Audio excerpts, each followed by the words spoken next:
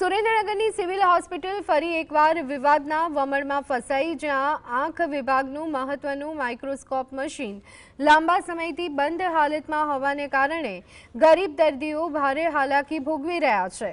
Hospital તંત્રની ઉદાસીનતાના લીધે મોતિયા અને વ્હીલ જેવા આંખના તમામ જરૂરી ઓપરેશનો અટકી પડ્યા, જેના કારણે દૂર દૂરથી સારવાર માટે આવતા દર્દીઓને ધરમના ધક્કા પડી રહ્યા છે।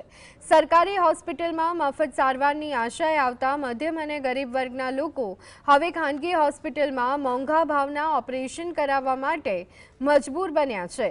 એક તરફ સરકાર આરોગ્ય પાછળ કરોડોનો ધુમાડો કરે, ત્યારે જિલ્લાની મુખ્ય હોસ્પિટલમાં એક મશીનના વાંકે આરોગ્ય સેવાઓ ખોરવાતા તંત્રની કામગીરી સામે અનેક સવાલ ઉઠી રહ્યા છે। હોસ્પિટલનો આગ્રહ રાખતા હોય છે, પરંતુ આ મશીન બંધ હોવાના કારણે એ લોકોને પ્રાઇવેટ સારવાર લેવી પડે હોય છે।